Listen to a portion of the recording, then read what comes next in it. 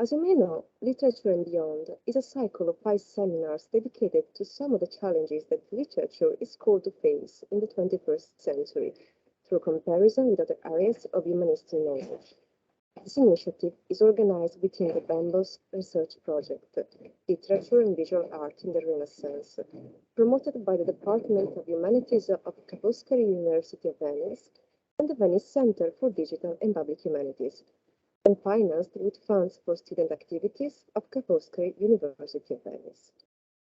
Please note that this seminar is recorded and will be published on the Bambos YouTube channel. Therefore, any participation, such as the optional activation of the camera or microphone, involves the acquisition of some personal data. For more information, also in relation to your rights, please visit bambus.org/privacy-policy.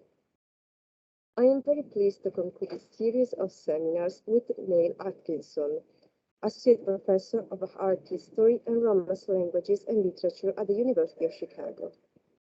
The discussant for this event was to be Dr. Zovica Galeazzo, an architectural and urban historian with research focused on Venetian architecture in the early modern period, who is also the coordinator of the project Metapolis at the Villa Itatti, the Harvard University Center for Italian Renaissance Studies. Unfortunately, due to a family member's health problem, she cannot be with us today. Therefore, I will read to you the speaker's presentation. Then there will be Professor Atkinson's talk, lasting about 45 minutes, which will be followed by a short discussion with questions from the audience. Niall Atkinson is Associate Professor of Art History and Romance Languages and Literature at the University of Chicago. His research focuses on the experience of architecture and urban space in early modern Italy, in order to understand the built development as a collective social construction of the body's sensorial apparatus. His recent work has explored the relationship between sound, space, and architecture, and the role in the construction of civil society, culminating in the publication of The Noisy Renaissance, Sound, Architecture, and Florentine Urban Life, which came out in 2016 by the Pennsylvania State University Press. Throughout his career, he has received many fellowships and grants. In 2017, he was appointed as a fellow at ITATI, the Harvard University Center for Italian Renaissance Studies, and has received research grants from the Neubauer Collegium for Culture and Society of the University of Chicago. He has also held fellowships from the Samuel H. Kress Foundation and the Kunsthistorisches Institute of Florence, Max Planck Institute, and in 2019 he was the Geddes Visiting Fellow at the School of Architecture at the University of Edinburgh. In 2018, he co-curated the U.S. Pavilion at the Venice Architecture Biennale on the theme Dimensions of Citizenship. Niall is currently co-writing a book with Susanna Caviglia from Duke University on the urban visual and spatial effects of the narratives and itineraries of French travelers to early modern Rome. He is also experimenting with digital technologies to specialize the demographic data contained in the 1427 tax census of Florence into an interactive geographical platform. In collaboration with a consortium of related digital reconstruction projects focused on Renaissance Florence, this method of georeferenced spatial history will lay the groundwork for future experiments in mapping the soundscapes and other sensory experiences of early modern cities. Today's seminar is entitled Literature and Urban Spaces, the Architecture of the Decameron, Bodily Experience and Spatial History. How various historical voices, literary, metaphorical, represented, real, and imagined, facilitate our historical understanding of architecture and urban space in late medieval and Renaissance Italy. Niall Atkinson will try to answer to this question through two key texts that were produced in Florence in the 14th century. Giovanni Boccaccio's Decameron, completed towards 1352, and Franco Sacchetti's Intrecento Novelle, written largely in the final decade of the 14th century.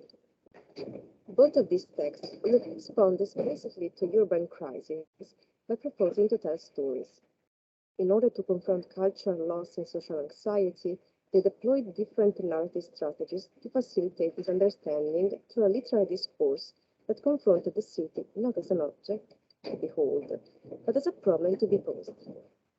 Such an approach assumes that the act of storytelling embodied a critical mechanism that participated in the construction of symbolic spaces in the real sense.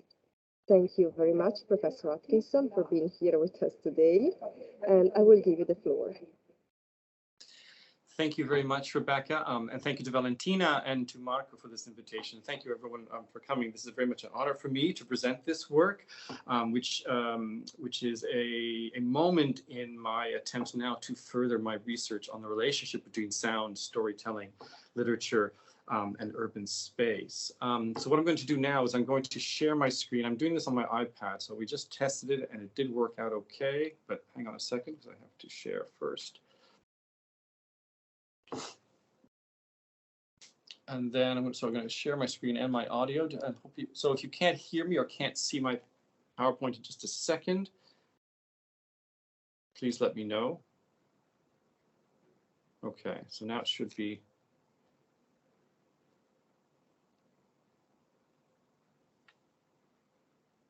Okay. You should see my first slide now. If you don't, please someone let me know. Thank you. I'll just go on as if this is working. As Rebecca just mentioned, I'm dealing with two texts primarily in this talk. Giovanni Boccaccio's Decameron, which needs no introduction, I'm sure, to this audience, completed around 1352, and Il Trecento Novelle by Franco Sacchetti, written in the final decade of the 14th century. And I'm interested in these, the way in which both of these texts respond explicitly to particular urban crises in the 14th century, and how they deal with that, that cultural loss by posing the city, as Rebecca said, not as an object to behold, but as a problem to be posed. And this approach does assume that the act of storytelling is embodied in a critical mechanism that participated in the construction of symbolic spaces in the late Middle Ages and the Renaissance. So, in the wake, let me just show those are the two images here and the texts. In the wake of the 1348 plague, Boccaccio sets up a rigid narrative structure in the Decameron, in which both the time and space of storytelling are tightly contained.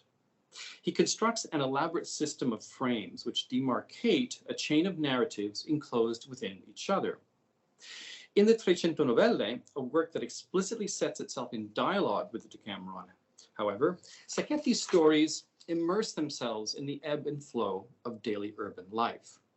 Just as Boccaccio claimed to offer his stories as solace to love-struck women, Sacchetti confronts the profound social insecurities of war, pestilence, and family ruin with comforting and pleasing stories. They both, however, set the therapeutic power of the storyteller's voice against an edifice of sickness and death, transforming the pleasure of the stories into ironic, ambiguous, but ultimately ethical responses to social anxiety. Before entering into the text, however, I'd like to locate what I'm calling here the sonic renaissance in the relationship between space and representation, or more specifically, in the relationship between architecture and storytelling. So let me start with architectural theory. I've argued elsewhere that Italian travelers from at least the 14th century developed a mode of describing foreign cities that was then codified by the 15th century intellectual humanist and self-styled expert on pretty much everything, Leon Battista Alberti. Alberti's treatise on architecture was the first Western example of the genre since antiquity, and in it he defined what he determined to be, quote, the whole matter of building, which consisted of 6 constituent parts: locality, area, compartition, wall, roof, and openings. Locality, Alberti defined as the topographical context in which the site of a prospective building or a city was set. Area was part of the locality and was the plot of land defined and enclosed by walls, including all those routes through which the body could move. Compartition was the layout or process of dividing up the site into its constituent parts, which were joined together like parts of the body. Walls, roofs, and openings, respectively, were elements that defined privacy, protection, and access. Alberti's elements were not only a rational trajectory from external context to internal structures, they were based on the way one actually encountered architectural environments, in motion, by the synchronized movements of a wandering body, a wondering eye, and a listening ear. Alberti was writing about the process of good design principles, but this succession from regional setting to individual building interiors was the pattern and order that contemporary travel accounts consistently applied to the description and analysis of unfamiliar cities and the populations they housed. These elements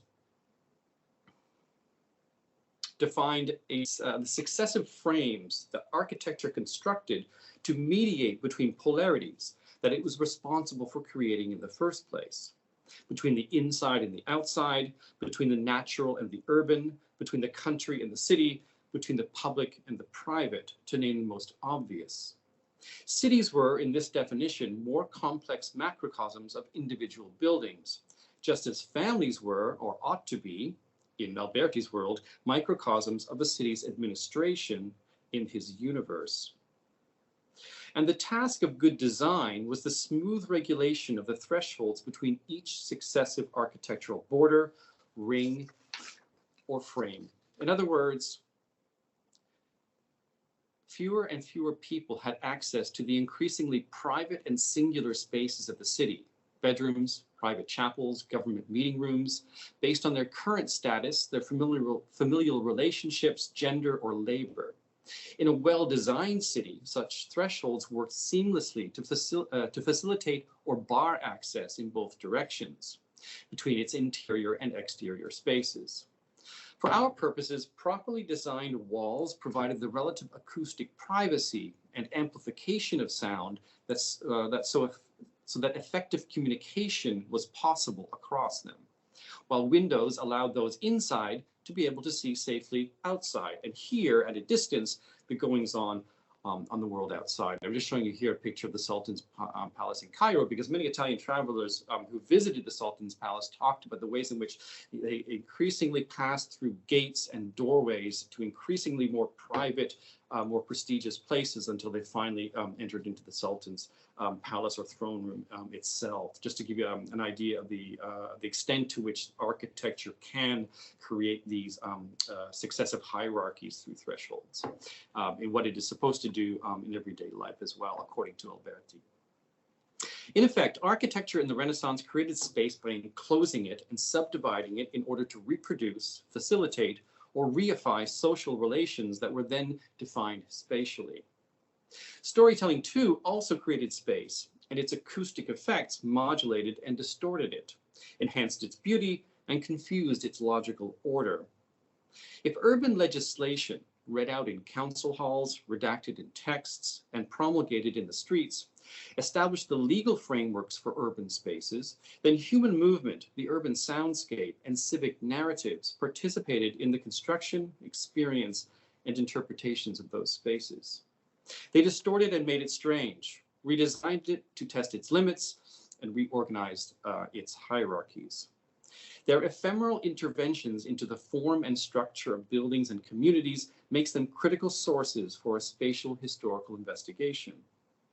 According to the sociologist Georg Simmel, a frame or border that surrounds a social group has an analogous function to the frame of a work of art. It closes the group off from the surrounding world, while at the same time it holds that group together, protecting its integrity. Okay, the architecture of the Decameron. A city's walls performed a similar function, although, like any structure or social group, there needed to be a mechanism that controlled what and how things crossed this threshold, all the while maintaining such a distinct identity and border. Within these walls, laws and regulations created internal thresholds between fluid groups and individuals. Such obsession with thresholds also drives the logic of the Decameron and its insistent narrative frames, a work of art that requires a whole system of internal structures and borders in order to play out its drama. It interrogates the divisions between city and country, squares and public buildings, streets and private homes, the very things that were on the minds of any contemporary city planner. The Decameron's structural framework is best understood as an architectural ground plan, what I'm showing you here, and I'll return to briefly. The recent plague of 1348 had severely undermined the carefully constructed borders that organized Florentine space and society. It was against this incomprehensible tragedy that Boccaccio's text assembles an elaborate and rigid architectonic narrative armature to preserve the space of storytelling as an archive of urban memory. This was necessary, in my view, because the breakdown of the city's social structures, or its architectural structures as well, necessarily compromised the integrity of the other, and this was prominently on display in Boccaccio's eyewitness description of the destructive forces of the bubonic plague. But before we follow that path, let me set up the Decameron's spatial organization, which was, for some readers, its most fascinating attribute. As Lucia Battaglia Ricci has pointed out, the Decameron is explicit about where it starts and where it ends. It begins in red ink, that is like this. Here begins the book called the Decameron. And it ends like this. Here ends the 10th and last day of the book called the Decameron. Its diagrammatic organization merges seamlessly with the experimental designs of ideal cities in the Renaissance, such as this rendering of the architect and theorist Villaretti, his ideal city from his 15th century treatise, with its similar concentric structure through which visitors would move from external walls to the spatial hierarchy of the city to its carefully guarded political center. Readers of the Decameron entered the work as they would a walled city, traversing the thresholds to its inner spaces. In each day of storytelling, they are guided in and out of the Brigata's world. But early readers of the Decameron could, and they did, zoom out to take account of the entire landscape and setting of the Decameron, taking in a clear view of its spatial logic. I mean, there's even one amateur copy of the Decameron, which is only dealing with the frame. That the only part they copy is the text dealing with the frames in order to just sort of highlight its structure. It gets rid of the entire content of the Decameron. Okay. But it seems to work like this. Now I'm going to talk about this plan that I'm showing you here. So standing outside the structure is the author, whose voice gives shape to the outer frame, addressing readers on the opposing side in the eternal present. Within this outer frame, the narrator's voice takes charge by addressing the work's fictional readers, all those contemporary women who found themselves locked in their bedrooms with no outlet for their social desires, and for whom these stories would offer them tools to imagine ways of crossing the thresholds of the city that was forbidden to them. We can see this dramatized visually in this image from one of the earliest manuscripts of the Decameron. And I apologize again for the resolution of this image. It's a rather small image, but it was me who took the picture from the manuscript itself, and I messed it up, so I apologize. I may not get a chance to photograph it again, so this will have to do. But here, sitting on a lectern, or at a lectern, the narrator is depicted in the act of storytelling, addressing a gathering of attentive women rather than male students. However, something significant has happened. The architectural barriers described in the text, all those locked bedrooms that trapped women within a soul-destroying idleness across the mercantile city, have disappeared in the image. It is as if the act of storytelling itself, the desire to narrate to a specific audience, has transported the author from his writing desk, gained him access to those closed spaces, and brought the audience into being in what looks like a university seminar. Immediately, the text-image relationship foreshadows the trope of how architectural barriers are set up to mediate, foreclose, maintain, and preempt the desiring voice that seeks incessantly to dissolve those barriers throughout the Decameron. This is the first interior space of the work itself, where the narrator also introduces us to the so-called brigata, a group of 10 men and women who have fled the plague-stricken city to spend 10 days in the abandoned countryside. There, they govern the next interior frame as narrators of their own stories, told to each other over 10 days, creating space for the 100 stories that occupy the next interior zone. And then within those stories told lie other narrators of the internal stories, all the lies and tricks and games and the collective memory of a deep past that had to be preserved at all costs from the deadly pandemic that was threatening the world of the brigata and had traumatized the real world of the author. This construction encourages a certain type of non-linear reading and conceives of the text more as a place to explore rather than a story that successively unfolds. Inside, as each interior space becomes more and more porous, the contents of these spaces, the stories themselves, can be shuffled about, taken apart, and rearranged, which is exactly what readers of the Decameron did. And we know this by the ways in which they reassembled, redivided, and edited this text for their own means, according to their own desires.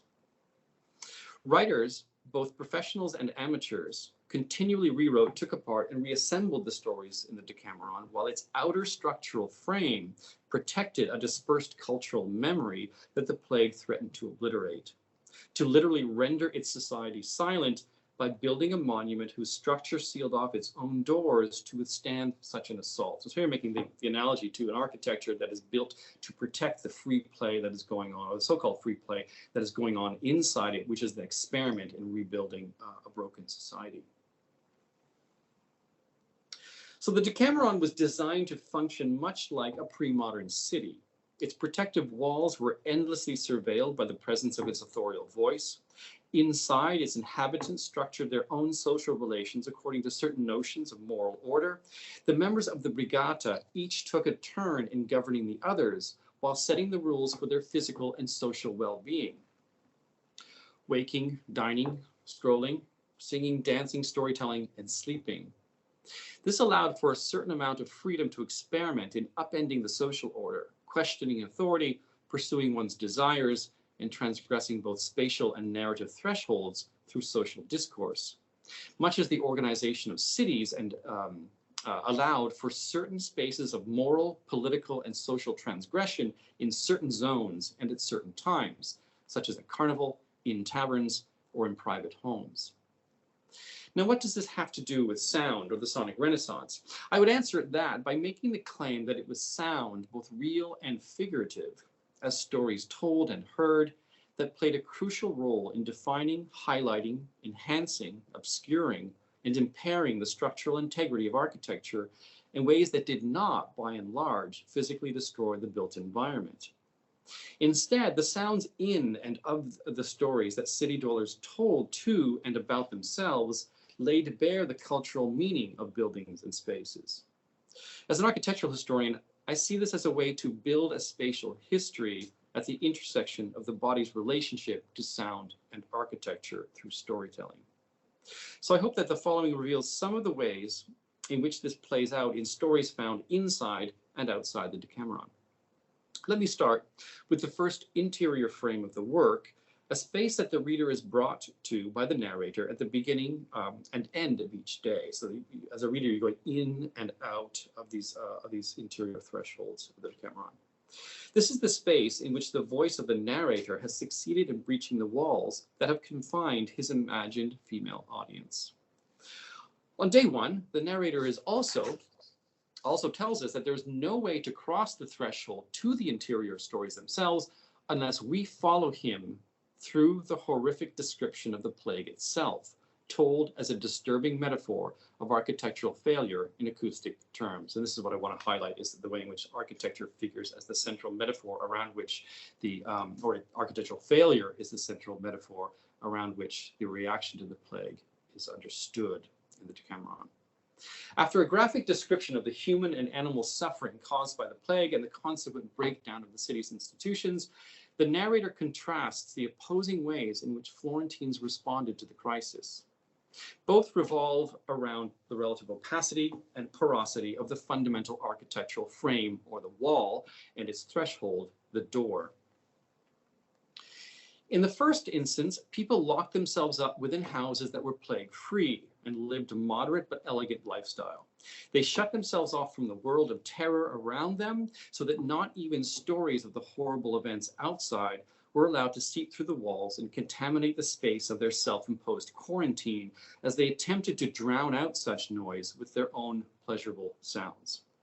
In the United States, we would call them Democrats. They denied any links to the rest of the city, and they reduced their world to a tiny interior space, even more inaccessible, it was hoped, than any woman's bedroom.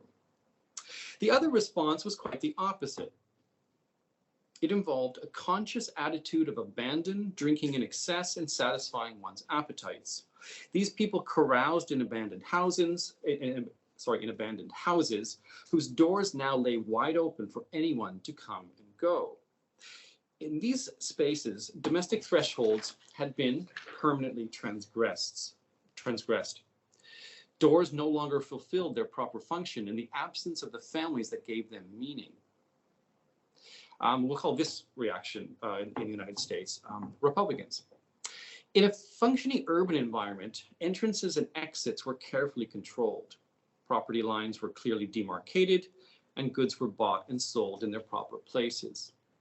All of the meticulous ways in which architecture organized urban social relations were now unraveling into chaos and oblivion by both of these reactions.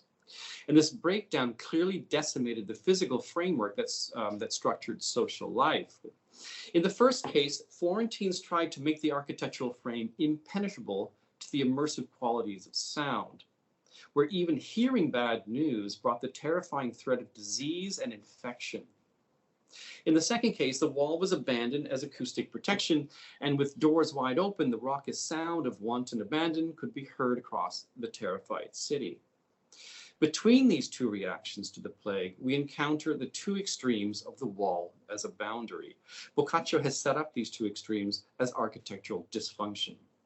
Absolute containment and absolute dissolution, in which architecture itself disappeared as a system facilitating social mediation. In its place, Boccaccio offers his literary architectural monument that stands between the world falling apart and the world within, in which this monument provides the spaces for the relative free play of readers to reflect upon their own physical, moral, social, and political relationships to the walls that enclose them, the barriers that protect them, and the thresholds that separate them. This breach of the architectural barriers is a central theme of the Decameron, and it rests on a tripartite construction. From the voice of the narrator, whose tales transport him into domestic interiors of his female audience, through the tragedy of those very same walls torn asunder by the havoc of the plague, to the often comic and farcical breaches of barriers in many of the stories that follow, in which sound plays a central role in opening up spaces of desire. As an ethical move, the Decameron questions various aspects of the architectural frame in order to determine what might be worth saving and what could be better designed in light of the destruction of so many arbitrary socio-spatial relations. Therefore, in what follows, I'd like to trace now certain narrative threads within these two texts of the Decameron and Sacchetti that engage directly with the experience of urban space and architecture. Boccaccio's stories focus on how architecture defines and reinforces the closed parameters of domestic space, while those of Sacchetti continually return to the problem of the open, unruly spaces of the city itself. In the Decameron, for example, the narrative drive of certain stories hinges upon the ability of characters to carefully modulate their voices and to hear across thresholds as a means to rearrange their surroundings to suit their personal desires. In the Trecento Novelle, the city emerges as a dominant character itself, confronting its inhabitants with a volatile, cacophonous, and implacable field that constantly impedes and undermines social communication. In both, the city is not simply a backdrop upon which scenes play themselves out. It is instead a series of overlapping topographies, full of noise and confusion, its spaces buzzing with frenetic activity and energy. Brought to life by the diverse human activities that surround and invade it, stories spill down streets and into its squares. The city itself swells and resists, barging noisily into the chaos of daily life. In both works, the architectural matrix is not simply a backdrop upon which the scenes play themselves out. It is instead an opaque physical medium that has to be worked on, taken apart by its users, and then reordered by them. Sacchetti often focuses on the opacity of urban space as a dramatic mechanism, while for Boccaccio, the spatial issue is often the relative porosity of walls. Both authors explore aspects of the contemporary spatial imagination, in which architecture and urban space are linked directly to the desire and interaction of the body as a social phenomenon. Spatial dimensions of the Decameron. Within the spaces inhabited by the Brigata, which amounts to abandoned villas in the countryside around Florence, storytellers explore ways of rebuilding the architectural frames destroyed by the plague, interrogating the arbitrariness of dividing up space. Success and resolution for characters in the Decameron often require that they manipulate a physical medium. They have to surmount barriers placed between themselves and the thing they want to possess. Characters have to figure out the vocal key that opens the door to a potential lover's heart, but they also have to demonstrate the mental and physical agility to traverse urban spaces and pass through walls in unconventional ways. In short, they have to redesign the urban environment by making holes in its walls, turning windows into doors, balconies into bedrooms, and bedrooms into spaces of fulfillment. Okay, so this is the third day, third story. Spatial knowledge also requires that one tailors one's speech to one's environment in order to produce the desired effect. In this story, a woman seeks a lover of true quality because she despises her rich but undeserving husband. In order to get the message to her prospective lover, she has to modulate or even deform the content of her speech so that it passes through the medium of a trusting but oblivious friar, whom you see in this 15th century manuscript, without losing its intended meaning. The story she tells this friar in the confession box is a falsehood whose believability hinges on the masculine social anxiety about the threat of male lovers penetrating the closed space of matrimony. Such an anxiety underlies the relationships around doorways and female bodies. She describes a scene to him, therefore, in which her honor is accosted by the lover she hopes to procure, and she addresses this complaint to the friar. In other words, she tells him that he's already harassing her. The friar, however, is deaf to the actual intent of the message, which makes him a perfect medium for delivering it to its intended object in full. The lover you see in the center here, right, where he's being told off, and off to the right in the window. The latter, the lover, perfectly understands the actions he must take when he hears the message, which are exactly those laid out by the unwitting friar. The message, therefore, arrives in an unadulterated form, a product of the desire or fantasy of linguistic transparency. Through a series of messages, the woman constructs a story of courtship that the man will then act out. This story within a story concludes when the lover, on instructions from the friar that he understands perfectly, climbs the tree outside her window and enters into her waiting arms. The woman understands the way that female messages travel in space, and that, if not uttered carefully, could lead to unwanted results. In fact, she had avoided appealing to her brothers for help, because, as she tells the friar, men's messages often provoke terrible responses. Their words inevitably lead to deeds, and usually to violent ones. Okay, seventh day, fifth story. Separating women from the hazards of daily contact in the social world provides the basis for an architecture of anxiety in this story, where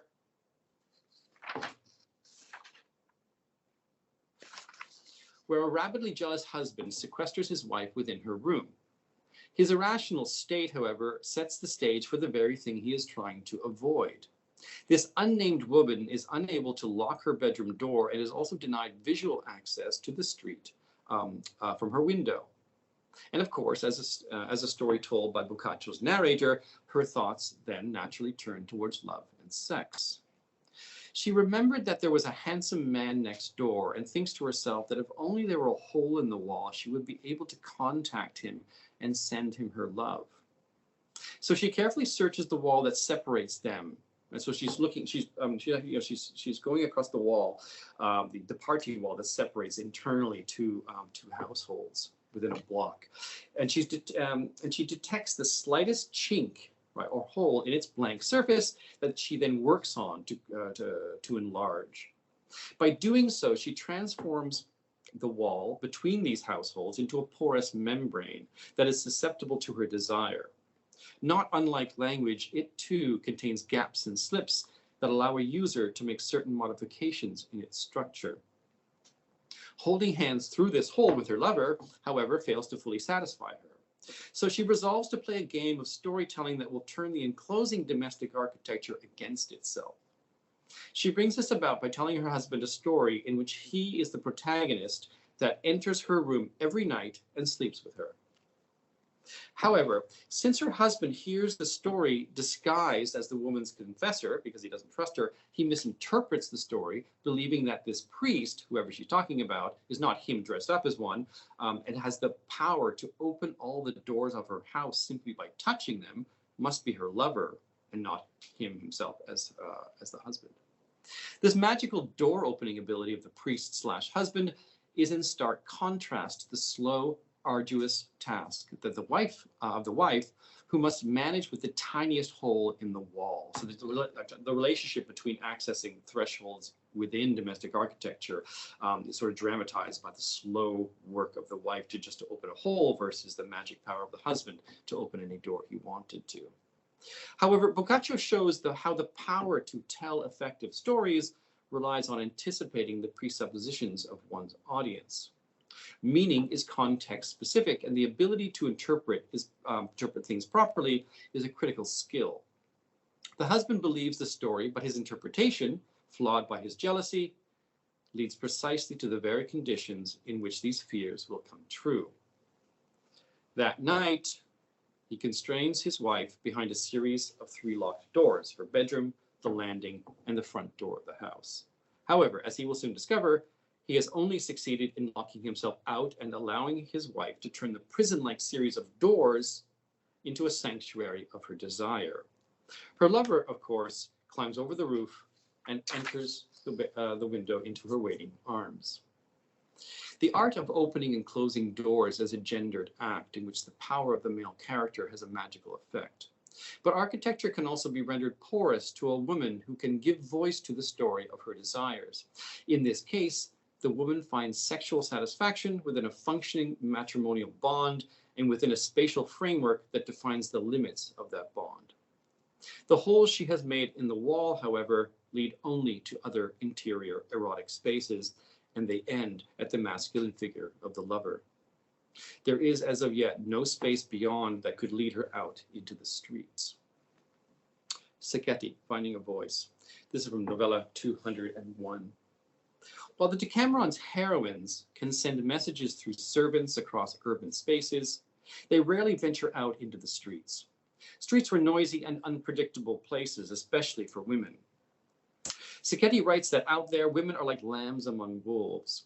Ordinary discourse does not function well in the chaotic spaces of the Trecento Novelle, but there are ways in which characters can manipulate spatial symbolic systems. In this novella, Madonna Cecchina, the widow of a relatively wealthy merchant, is gradually wrested of nearly all of her possessions by the powerful citizens of Modena.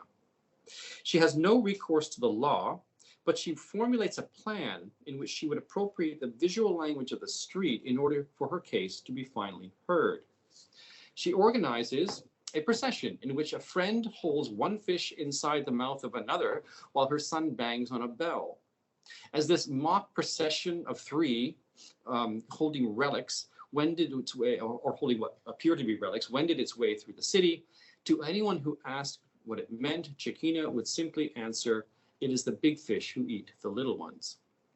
This composition of fish, accompanied by a single utterance, created a kind of exemplum, that had to be interpreted by those who saw and heard it. Unlike many of the women in the Decameron, Madonna Cecchina is caught within the open space of the city where women do not have access to intimate manipulations of speech, the way a wife has alone with her husband or with her priest in the confession box. The street presents its own mechanism of spatial constrictions, and this forces Cecchina to appropriate a conventional language, that of the impresa or the exemplum, that preceded her, and which belongs to the urban environment itself.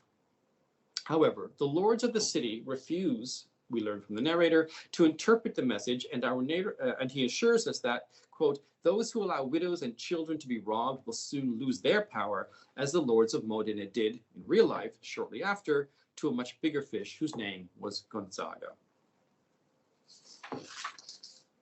Communication breakdown. Sacchetti's novels return time and again to the problem of communication in urban spaces, which are often the site of garbled messages and misquotations. The stage of continual breakdown in social interaction. The narrator mocks a communal atmosphere of paranoia in cities like Florence and chastises a political class who, everywhere it looked, saw conspiracy and threats. In novella 159, Sacchetti revisits the theme of misrecognizing urban chaos, this time dressed in the language of urban revolt. In Farcical Fury, an old horse chases a mare from the Church of Santa Maria Maggiore in Florence into its main market, or Mercato Vecchio. The merchants there, mistaking equine love for political insurrection, begin the ritual closing up of their shops. As the horses run down the Calimala, the cloth merchants are also already throwing their wares inside and locking up their shops. There is now a large crowd following as the horses enter the city's grain market, or Piazza or San Michele, where they cause havoc among the grain dealers. And the blind men who would gather there at the pillars of the arcade were knocked about and chafed in the confusion, and they begin lashing out about them with their sticks. It would not be long before a full-scale brawl would break out. It is then, no surprise, that when this pulsing mass of bodies arrives at the city's main square, the Piazza della Signoria, government officials, in absolute terror, lock up the palace and arm their guards.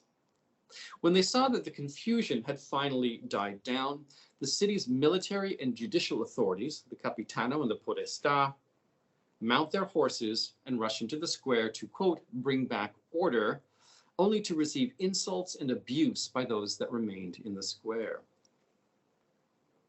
The story ends with the lone figure of the executor of justice, who now 2 hours after the event had managed to summon up the courage to come out of the cupboard where he was hiding, shake out the mice nesting in his helmet, put on his uniform full of cobwebs, and mount his horse, only to lurch helplessly around the almost empty square where those remaining simply tell him to go home.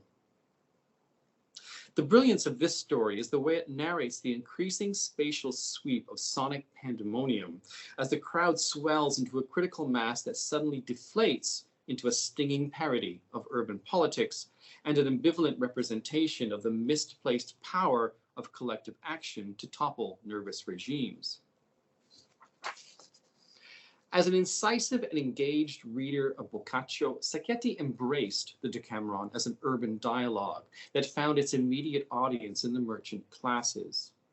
According to Vittore Branca, it inspired in them a happy confidence and a familiarity that permitted endless reworkings, suppressions, and insertions of the text, of which Sacchetti's was a singular example.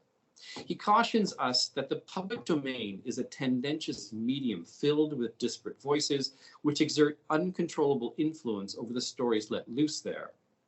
However, although the Decameron may have been subject to this fragmentation, its architectonic structure was an attempt to fortify it against just such social dissolution.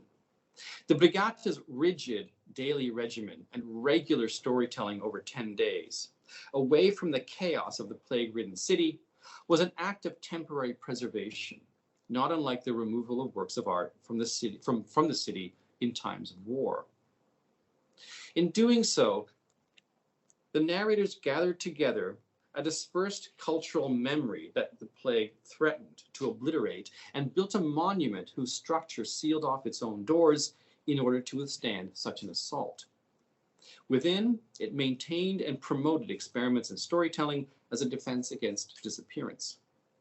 This architectural edifice was built to contain memories of a past and to provide a space apart that allowed the process of rebuilding to take form. When the Brigata returns to Florence at the end of the Decameron, its structural form could then be subject to numerous rewritings and re-elaborations that copied and took apart and reassembled and retold those stories in the very urban milieu, right in the city itself, that they had so vividly represented and preserved from total ruin. Sacchetti's work was part of that rebuilding scheme, a complex, often playful, sometimes violent, but always hopeful series of reflections and distortions, somewhere inside of which were ethically motivated questions about the nature of streets and squares, the function of walls and doors, all a product of engaged urban subjects who never ceased from voicing their desire to recreate, reinterpret, and rejuvenate all those recalcitrant and intractable walls that surrounded them. Thank you very much. I'm going to stop sharing my screen in a second.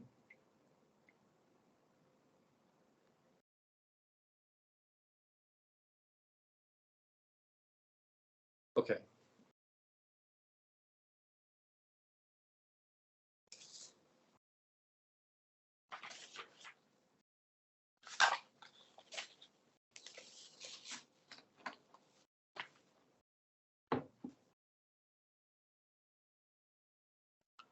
Okay, so there might be some questions that that people may have. I don't know, Rebecca or Marco, if you're coming back, but I'm happy to take any questions that people might have.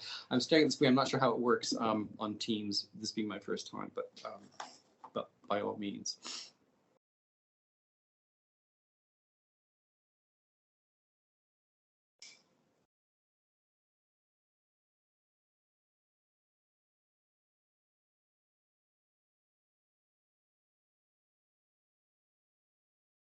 Okay, in the chat, Marco has put if there are any questions.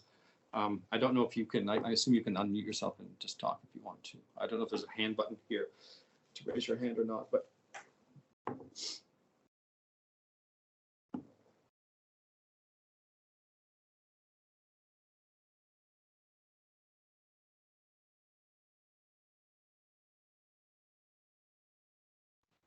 Yeah, I would like to remind everyone, if there are any questions, you can open your webcam if you feel like it. You can talk or you can write it in the chat. We will read it for you. It's not a problem. Also for the privacy, you can directly write in the chat.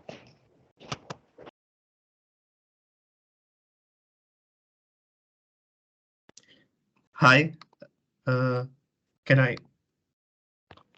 Please. Hi, thank you. I sincerely thank Professor Niall Atkinson for his report, which was truly inspiring and raised, at least for me, many remarkable insights. And as Rebecca said in the introduction, unfortunately, discussant Ludovica is absent due to serious health problems of a family member.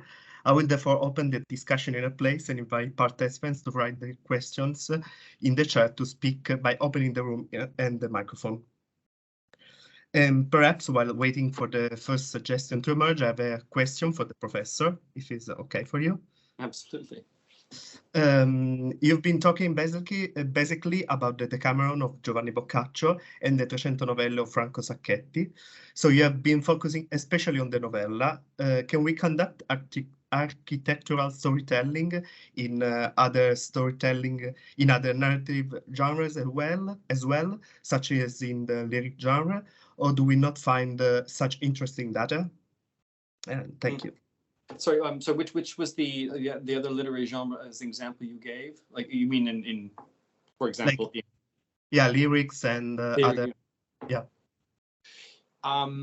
Yes, I think you absolutely can. I mean, I'm just thinking. who's the poet now? I can't remember. Again, of Florentine as well.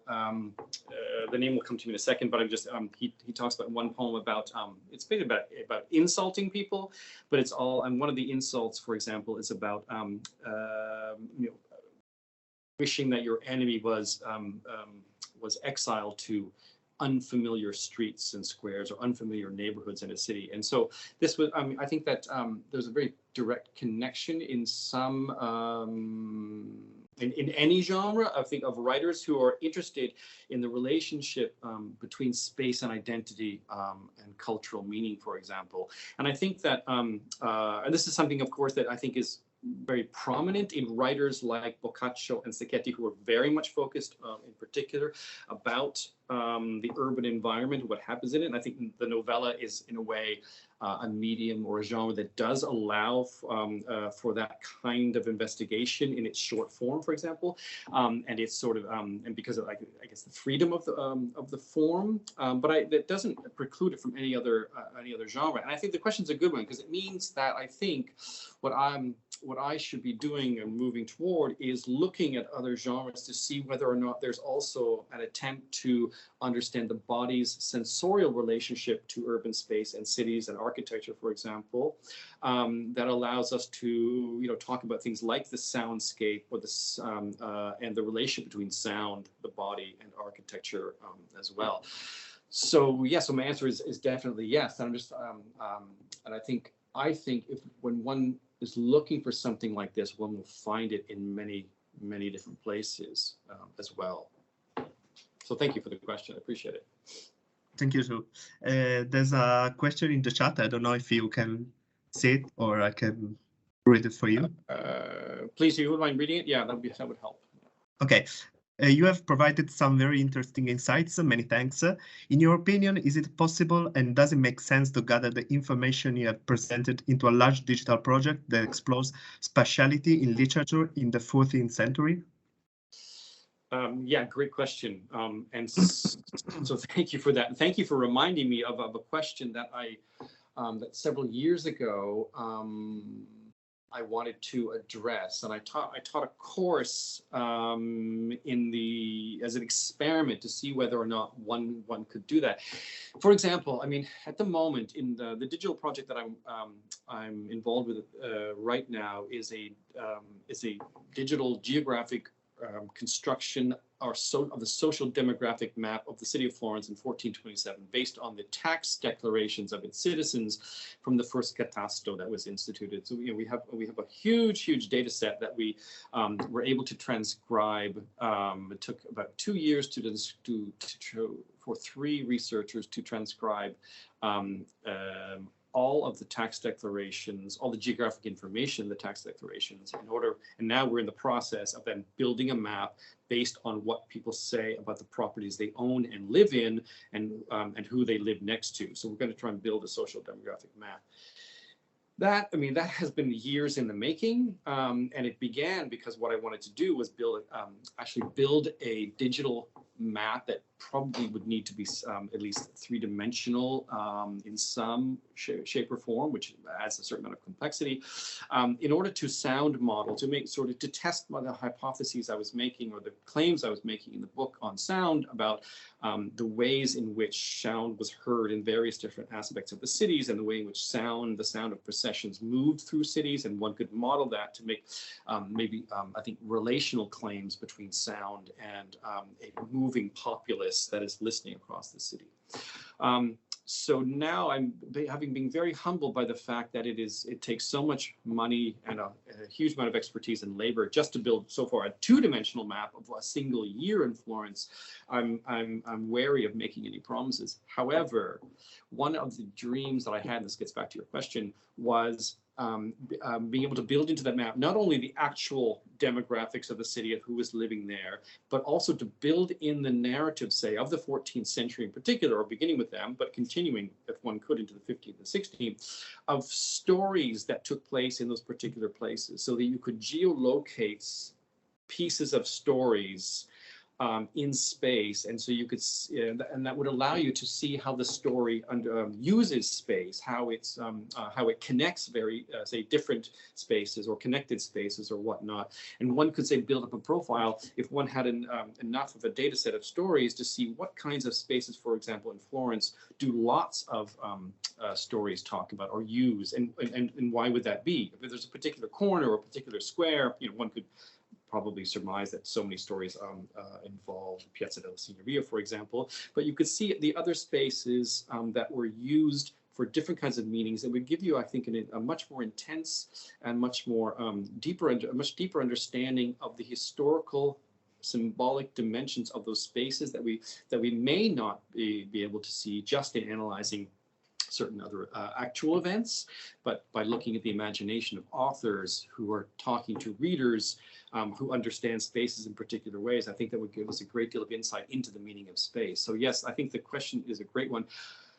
The answer is difficult because it's how does one go about breaking up a story into its spatial components? So, but it's definitely something that remains at the forefront of my desire ultimately with this project. So yes, thank you. Thanks. And there's another question by Giacomo that said, I just want one clarification. You showed an image from one of the earliest manuscripts of the Decameron, the one where the narrator is depicted in the act of telling a story and there's a group of attentive women. And you talked about the architectural barriers described in the text. I want to ask you, is this a unicum, or do we see similar occurrences in other manuscripts of the Decameron produced in the same decades? Yeah, that's a great question too, because one of the problems that Branca has identified, and he published really a large format volume of including many of the images found in early manuscripts. And what he identified across time, which is unfortunately in a way true, is that the relationship between the images and the text gets further and further apart. There's a larger space of meaning or gap in the between them, moving into the 15th and into the 16th centuries. In other words, it seems to be that at the very beginning, the people who are illustrating the early manuscripts are amateurs, and they're very interested in the text themselves, so they have a lot invested in the text, and so their images are responding to directly and specifically to the text. However, when we get into the later 15th century, we have increasingly a professional class of artists who are being commissioned and for paid to illustrate text. The texts, of course, are sometimes manuscripts at this point, of course, but they're also moving into the era of print. And so in these manuscripts, you have artists who are obviously coming to a text that they're not reading, but they're just getting instructions in the empty space left for them to basically, put in here a man standing outside a door with a woman poking her head out the window above. And so you often, you'll see it in some cases, stories take place in the middle of the countryside because there's confusion about whether it's an urban story or one that takes place in the countryside. And so it's clear that the artists are not reading the text. And so in these early manuscripts, there is, I think, a much more critical response to trying to interpret and to respond to the stories themselves. In the one image that I showed from the same manuscript, which was an early image that I showed, which had the figure of death with its scythe and corpses laying underneath it, and then there's a woman in her bed who's probably sick, with servants attending or not attending to her, and on the right hand side there was a funeral cortege of priests walking behind. Pallbearers carrying a coffin of a dead person. I mean, I'm interpreting that image as directly connected to the dissolution of architectural and social barriers, so that the figure of death, right, and the corpses, there's one leg of the corpse that crosses in front of the bed. And of course, the bedroom, which is the sanctified space, of female virtue, quote unquote, it has no walls, right? And so it's part of the same continuity of death and destruction, because to the left there are corpses through the bedroom of the woman who's probably in the the process of dying herself, and then the corpse may or may not be her, but it leads to the corpse being carried in a coffin on the right-hand side. So that those images in the earliest manuscript illustrate regularly the first story of every day. And Vittore Branca thinks that those images were authored or were created by Boccaccio himself based on a visual analysis comparing them to some of the doodles and drawings that are in other autographed manuscripts by Boccaccio himself. That, I mean, that's not a completely settled, I think, question, but it does. Those are the most sophisticated images that are connected to the meaning of the stories. The other one that I was showing you, the other ones that I was showing you were also relatively early, and also there's the other French one as well, or it's Italian manuscript, but it's in a French library in Paris. Also is relatively true to the text as well, so it's clear in that case too that the person was reading the stories as well, probably owned that perhaps that manuscript. And so that tradition is relatively short-lived and becomes professionalized between scribes and artists later in the 15th century, whereas the early manuscripts are really about actual readers, these mercantile readers who are amateur, both scribes perhaps, and or amateur artists as well, trying to do the same thing. Yeah. Thanks. I don't know if there are any other questions. Let's see in the chat, or if you wanted to activate the cam. May you hear me? Yes. Can you hear me? No. Yeah.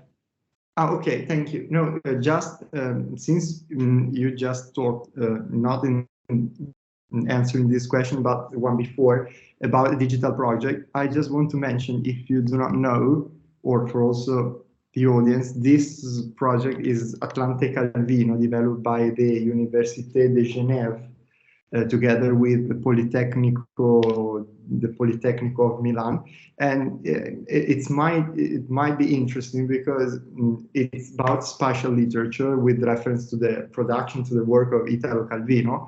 And there is also, if you then enter to this portal, you can find also a section that is dedicated to space. It's very different to, I suppose, I mean, it has a different approach. But anyway, I think that could be quite good because it's also an attempt to link literature and space, urban spaces. Also, this project, Atlante Calvino, is more linked to, I would say, spatial literature, digital storytelling, so something that is more linked to design than to literature. But yeah, I just wanted to point out because I thought it could be useful. But then we've got a question from Emanuele Daniel or Daniel. Okay, great. So before we have the question, can I just there's a website where I can visit to see this project? Yes, it's unfortunately it is in Italian, so that's the problem. But it's Atlante Calvino. Atlantic Calvino. Okay, perfect. Okay. Yeah, no, because Calvino's writing is actually perfect for this, and was actually an early inspiration for my interest in this creation. Of course, that's it. Thank you very much. That's amazing. And Emanuele Daniel, Filippo, could you read it, please? I think Emanuele said that. I think if you could translate that into a digital project, that would be really great. But since you have also written about sounds, I will ask you, how do you integrate Renaissance sounds into the hypothetical project? You mean in a digital environment where we're actually thinking about? Yeah. Okay. Yes, it is something I resisted for years. There was part of me that did not want to. I mean, I've seen very many, or relatively a large amount of historical reconstructions of soundscapes of historical spaces. The first one that comes to mind is an 18th century walk through and across bridges in central Paris. So you hear the sounds of labor and ambient sounds and certainly echoes based on the materials and the heights of the buildings and whatnot, and the kind of the noise of, say, wheels of carts on the streets, whether they be mud or paved streets, for example. And so I resisted that because that stuff is I think an amazing resource. It's intensive. It's intensive in terms of its labor and money in a way that is not as appealing to me, because it doesn't necessarily answer or allow one to ask new questions. It doesn't. It takes an understanding of the past and then creates an immersive environment so you can imagine you were there. But what I was interested in my research on sound was, okay, how does sound teach us new knowledge about the past? And if we're going to do a digital project that involves the soundscape, how can we use digital tools to ask new questions, so that the digital tool would not be the end product necessarily.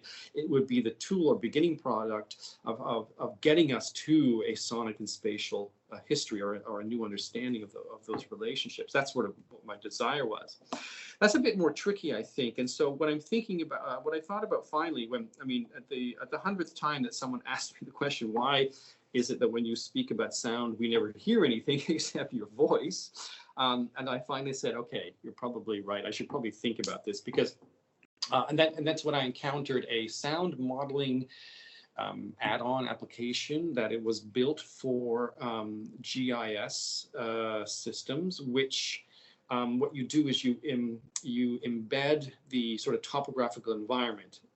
Okay, so for example, if you have like an urban rural environment, you input like forests, or what type of trees they are and how old the trees are, for example, how dense they are. If it's open fields, you can also represent that or input that kind of data. With buildings, you could 3D buildings, and then tell the system that these are made of stone, or these are made of wood, they're this high, the streets are this narrow, the streets are paved with these stones. And once you input all of that kind of data, then this system can actually model how sound disperses across these spaces. And in the case that I was looking at, it was just someone, I happened to be at a birthday party in a bar in Chicago, and someone told me, oh, I did a little project on this. And the project was in a small town in France, in which in the 18th century, when some people in the town woke up in the middle of the night and they heard really, really terrifying noises that they thought were ghosts or demons, but other people didn't hear them. And of course, they were all complaining to the local bishop, who decided to get to the bottom of the matter. And he found that there were certain people doing certain kinds of magical rites, dancing and music and singing or chanting or whatever at the edge of the city.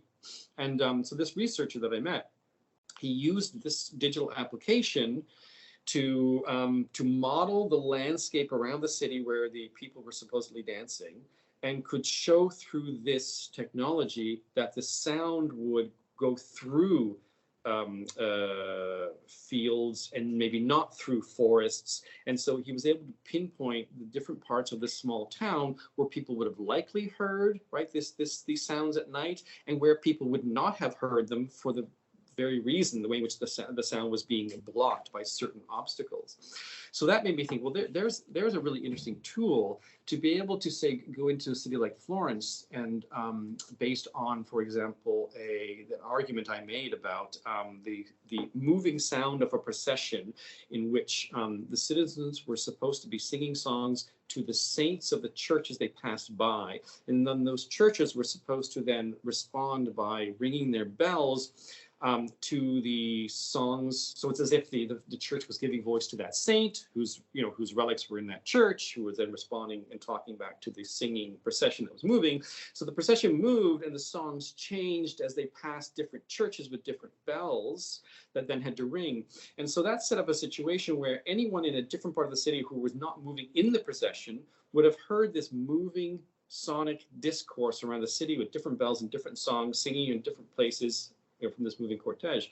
And the people inside the moving procession would have heard it differently, because they would have heard it, as a constant, constantly changing, but always possibly with the same kinds of volumes, but in similar relationships. But people in different parts of the city, or people who were not moving, would hear a different kind of relationship. And I thought, well, this is a technology that might be able to help us model at least the relative sonic experience of a moving procession in a town like Florence, to see how how immersive was it? How much did it mean to hear that across the city?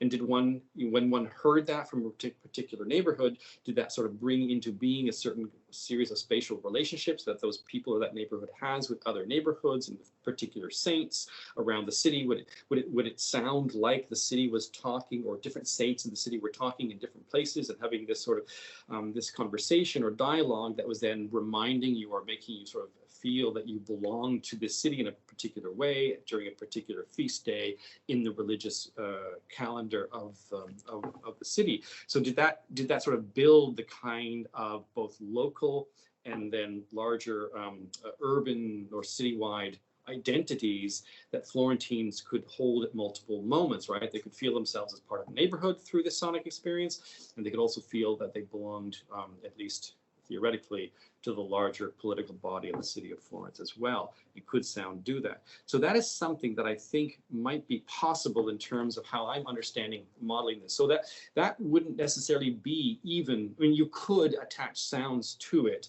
and you could, but it's not an immersive environment I wanted to create, but an environment in which you heard the relative loudness, softness, or distinctness of various sounds, because the program will be telling you, okay, let's put a listener over here versus a listener in the procession over here, and let's model what they might be hearing as, you know, we go through a cycle of songs and we hear bells from particular bell towers ringing at different points, and one could hear different modes of the acoustic landscape in their relativity, as opposed to their absolute sort of immersive, the way in which they actually might have sounded right at that time. So I think that could tell us something about the soundscape that we didn't know, without having to create an immersive experience for the listener / viewer. So that's the methodology in which I'm trying to think about ultimately using digital tools to model sound. But I don't think it would be the only way. And certainly I would be open to moments in which you could think about it otherwise. But at the moment, that's what I have in my mind, and that we're slowly, hopefully, working toward. Thanks, that's really, really interesting. And another question by Antonio Messina. In your paper, you talked about the importance of thresholds, both in architecture, but also in Boccaccio's narrative. So I wanted to ask you if you happen to know if a study has been done on the history of thresholds in medieval literature. Oh, I do not. If I did, honestly, I would tell you I would have read it. Now, that is not to say that there isn't one. I just haven't come across it. And I mean, there may have been something published in the last little while, which is about this. It's probably, you're reminding me now, it's probably a good time for me to do such a search to see, because I think there's increasing sort of interest in this in thresholds. I don't. Do you have any, by any chance? Any ideas for medieval literature? I do not at the moment, but I'm going to think anyway.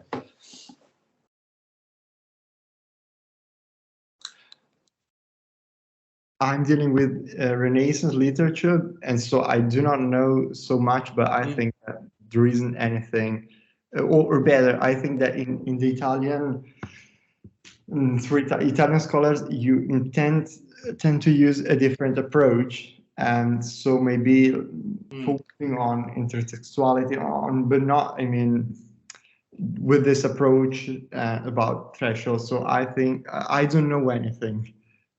Neither do I, but but it is a good question. And I mean, and it is definitely something that, in terms of methodology, that one should look into. So it's something that I do need to do. So thank you for reminding me of my duty here. I appreciate it. And I'm sorry I don't have an answer for you at the moment. Okay, and there's another question by Lydia. Lydia, yeah. I deal with contemporary history, so I apologize in advance if my question is trivial. But I have noticed that centrality of the city of Florence in the text of Boccaccio and Sacchetti. Does the centrality of Florence depend on the research question you chose to study these two case studies, or because we have many more examples of novellas in Florence than in other cities like Rome or Naples? Yeah, it's no, it's that's an important question too, and yes, I did choose these particular stories by two Florentine authors because I think they know this city the best, and what I'm trying to get out here is a very much an intimate relationship between Florentine writers, their presumed Florentine audiences, and the experience of urban space. So it's sort of it keeps everything sort of nicely within the walls of that particular city. But as you point out, there are even in the Decameron and in the Trecento Novelle, there are a lot of stories that take place outside of Florence. It's mostly in central and northern Italy, and sometimes they even go abroad to other places in the Mediterranean, and Boccaccio, they even go as far as England at one point. They go to Paris. There's obviously then a different kind of urban narrative depending on whether or not the author has been to those places as well. And it's not always clear what the case is. However, there's also, I think, attempts to make fun of other cities from a Florentine perspective, which sort of reinforces the kind of rivalries between, say, central Italian cities. That is very often the case. So, yes, and I think, and I don't know this for sure, but yeah, I think there is a preponderance of examples in the Florentine context, simply in terms of numbers that gives you a sort of a richer archive to draw on. But this is something I think, and this gets back to the question of the kind of the Florentine exceptionalism and the way in which foreigners like me, of course, are always obsessed with either mostly Florence, sometimes Rome, and otherwise say Venice. But I think that that it's clear to me, from what I've read, that cities in the orbit, in the kind of political, the late medieval and early Renaissance political environment.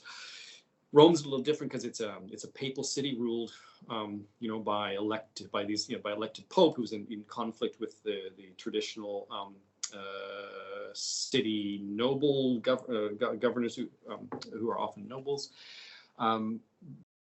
And other states are transforming into signorie or into other sort of political forms, but they often have a certain common trajectory, and they're based on common ideas of law, for example. One of the things, so what I'm saying is that I don't think Florence is exceptional, except for maybe the fact that it was, among the richer of these cities, perhaps earlier. However, I think it's actually representative. I think that these similar kinds of relationships to urban space happen across these cities that have a common kind of heritage, in which that is, I think, often dramatized by the trade in sort of like, for example, the podestà has to always be a foreigner in this system of government, which Florence shared with many of its central and northern Italian communes.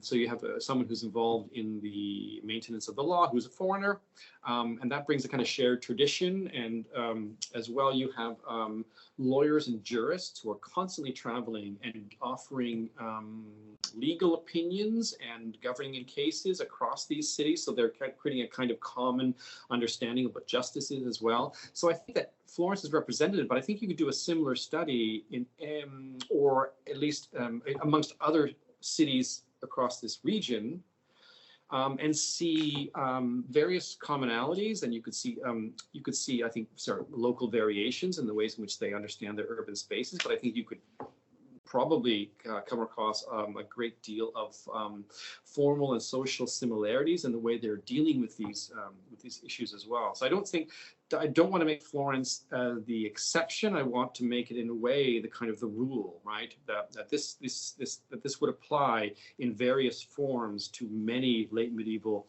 and Renaissance societies. I think before there's too much of a concentration in more territorial governments, where we ultimately will have the Florentine ducal state, which is now Tuscan, and then the imposition of, say, French and Spanish across, say, northern parts of the peninsula. Ultimately, I think, and the things I think in the relation between cities and their populations change when they are not as involved in their local governance, I think, at the urban level. That is my sort of my speculation at the moment, because one of the things about the readership of the Boccaccio that I think is actually maybe incorrect, but the French historian Christian Beck argued that based on a certain amount of inventories, he made the claim that by the end of the 15th or beginning of the 16th century, the Decameron was no longer the favorite book of Florentines or of the mercantile class in northern Italy, because the books no longer showing up with such regularity in the inventories when they're deceased. However, a colleague of mine, Lorenzo Vigotti, who is also an architectural historian, is looking at a different archive of the pupilli in Florence, which are inventories where the deceased has no legal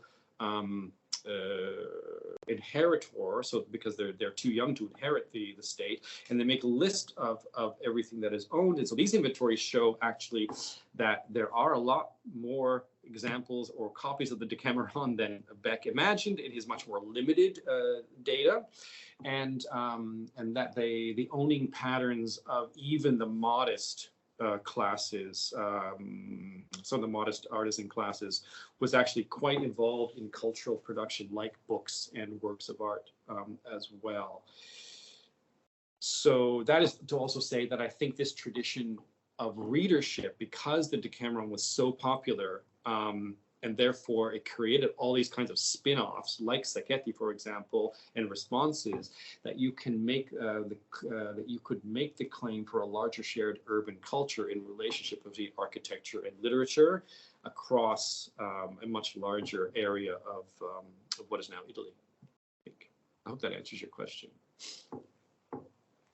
Thanks. And I think there's one more question, like one last question, maybe. Can we find by Ferdinando, can we find a recurring correlation between characters in a novella and movement or space, also referring to different works and authors? Okay, sorry, let me, I'll try to read that. Yeah. A recurring correlation between characters in a novella and movement space. Others. Sorry, I need a bit more. Could you clarify a little bit more, maybe? What kind of a correlation? Characters into certain. I see. Yes, thank you, thank you, Ferdinando. That makes sense. Okay. Yes. Okay. Well, here's the one big example that I actually dwelt upon for quite a bit in my book, which I think is fascinating, and it also comes from from the Trecento Novelle, and that is the story. I call it the story of the arrogant knight, and it's a story in which Sacchetti has Dante, who just happens to be hanging out with his friend who belongs to the Adimari family in Florence, a very, very big, old, ancient, rich, and quote unquote noble family of the elites. And this Adimari young knight was asking Dante to go to the government, to the executor of the ordinances of justice, to weigh in on his behalf for a fine that the government imposed upon him. And of course, the people who in Florence whose names were on a list were excluded from political enfranchisement, were not allowed to participate in the elected politics, and couldn't even go and to address the government by an act of law. These were the families who were considered by the ascendant popolo, the emerging merchant classes who were developing their own fortunes, and who were enemies of certain elite families, who then put them on this list. And so it was a way of sort of emasculating their power.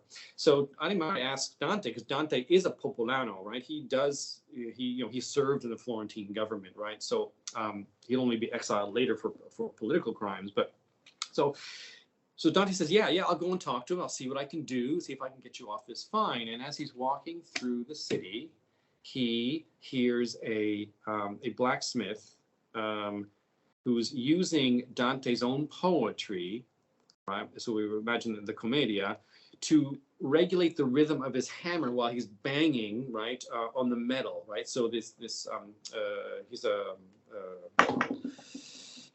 forging metal, right? So he's an iron worker, and he is fabbro. I can't remember the English word. So he blacksmith. Thank you. He is so he's singing the verse in a rhythm and then whacking the thing at the end of each line. And Dante's really pissed off because he's making a complete mess of his poetry. It sounds to his ears incredibly horrible in the accent of this lowly artisan who probably isn't singing them properly anyway, because he probably hasn't read the book because he's probably illiterate, but he may have heard Dante being read out in the public square by traveling storytellers. And so he's reproducing that from memory. He's not doing it very well. Dante's really pissed off, so he goes into the guy's shop. He throws all his tools out the shop, and then the blacksmith doesn't recognize who he is, and of course is completely stunned. And Dante says to him, don't ruin my tools or I will ruin yours.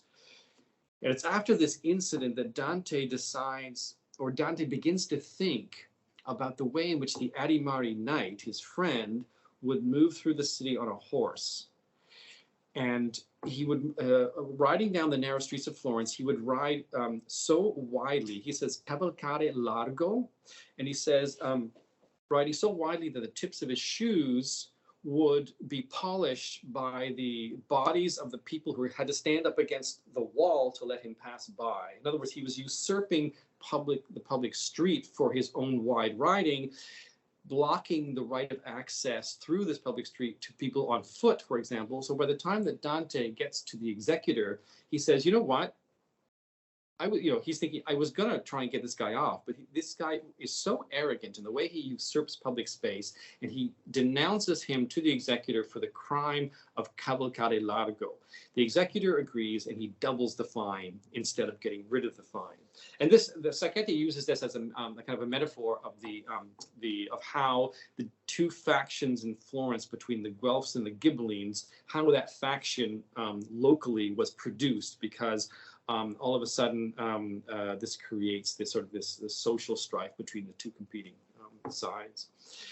So at that point, I looked more into this a bit, and I was it became clear to me, I think, and I still do this in a way, that riding on a horse is always problematic in a city like Florence, because it often meant that you were in some way invoking a kind of martial right or military kind of presence. And so I actually ended up writing an article about that I wanted to call What's Wrong with Men on Horses, because the way in which they moved through the city was often considered to be deeply suspect. And I think that certain stories about this relationship between walking and riding in a city is very, very fascinating. Like, for example, when you were, there were laws against riding in the city. Some people weren't allowed to ride. And if they were riding in brigate, often the government was supposed to pick them up and give them fines, for example, for doing so. But when you were getting married, you were allowed to ride with your brigata on the horse to go to your bride-to-be's house and to ritually snatch her or kidnap her from her family and bring her back to your own for the party. But often this brigata on horses would encounter people on the street who blocked the street from them and then demanded a kind of payment or ransom to be let by. And so I think that different stories like that, I think, are figuring or positing or at least expressing the relationship between what it meant to walk through a city and what it means to ride through a city. And so that a certain class that's riding was to mercantile riders, say like Sacchetti, for example, all right, posed a certain kind of threat often and had to always be consciously walked. And so it ended up that nobody liked that title, and so I had to change it. The article is much different, but I managed to finally publish it eventually, just a couple of years ago. And it's still at the heart of that is this relationship between walking and riding, and the way in which Florentines looked very carefully about not only how one walked, but what was one doing, where was one going, or where was one riding to, and also the manner in which one rode or walked. Does it seem like the person knows where they're going, right? Are they a local or a foreigner? Are they afraid to go down one street because of because it's a neighborhood of their enemies, or not down another? Or you know, in this case, in 1494, when the King of France was in the city, he was on a horse being brought into the city in an official procession, which was okay and highly choreographed. But then he was riding without his city or civic guides, his Florentine minders, and that produced a great deal of anxiety about people too. So I think that, yes, to answer your question, I think that there is a correlation to the way in which bodies move through cities that was directly tied to how people interpreted their urban environment. My argument being that in an urban environment in which information is so scarce, unlike our situation where information is actually overwhelming, that people are constantly trying to find every piece of information, however fragmentary, about what's going on around them by analyzing everything that's happening. And one of the things that you have to do is interpret how people are moving through the city. So it's something that is, as you can imagine, is becoming an obsession for me in reading about, learning about how people describe themselves, but also others moving through cities as a way to understand cities, especially because I think the argument has been made by more contemporary anthropologists that cities are meant to be experienced in movement. So they're not meant to be necessarily experienced from a prospect. I mean, and maybe both are true, but the kind of succession that you have walking down a street, succession of views as you walk along and turn your head and whatnot, is are the ways in which the architecture of the city are most, I think most distinctly meaningful, beautiful, and processual. For example, I mean, in the city of Venice is a great example because the streets are particularly narrow in most places. Architectural facades in Venice, and I'm thinking here of the Scuola di San Rocco, actually, the way in which its facade sort of it reaches out relatively aggressively into the kind of street square that it sits on, so that you can actually see it from oblique angles. So the building announces itself as you're walking down the street and becomes an object of your perception and therefore of your scrutiny, and therefore you're beginning to interpret it. Because otherwise, if you just have the flat facades along a Venetian street or calle, then you just basically you'd have a series of walls. So I think certain architects or certain buildings want to be noticed from various angles, and they are responding to the ways in which they're actually seen, which is obliquely, by a moving subject, rather than traditionally the way we imagine a facade to be most meaningful, which is directly head on from a single viewer standing in front of it with enough room to take in the whole thing. You know, anyone who's taken pictures of architecture in Venice knows just how difficult it is to present that view because the city resists those kinds of views. So I would say that yes, motion, I think, is the most meaningful thing connected to both the sonic and visual experience, especially of medieval and Renaissance cities. Thanks. Let's see if there's other questions. If not, we're heading towards the end. Let's see. Ferdinando, thank you for your exclusive reply. Let's see. Thank you very much. No, thank you. Thank you. No, thank you to all of you for coming. Thank you for the questions. That's given me a lot to think about. I really, really appreciate that. Thanks for the website, and thanks for the the idea to also search more historical investigations of thresholds, which I think is very, very important. So thank you very much. This was very, very inspiring for me. Okay, so I think we're almost there. So if there are no other questions, I would like to thank you also from Marco, who's having a bit of problem speaking right now. And thank you for honoring us of your presence. If Luca wants to close. Yeah, of course. Yeah, Perfect. I just want to say thank you again to our speaker. I'm sorry for the problems we've got with Microsoft Teams, but I'm sure that for next cycle of seminars, we will change and we'll pass to Zoom. Anyway, I think that, I mean, your talk was very inspiring, and we have raised, I think, some important questions. So thank you, and above all, also some notes that, of course, I can study later and I can go in further detail later. So thank you very much. And now I'd be happy. Yeah, if you want to send me a message about anything you've heard, anyone here, I'd be more than happy to hear from you.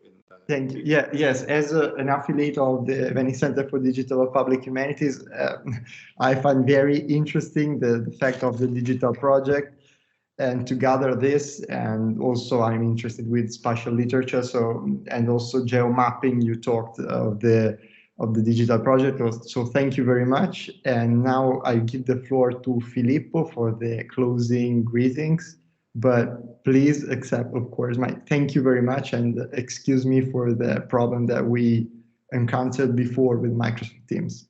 No, thank you very much, Marco. You're being very gracious. Thank you.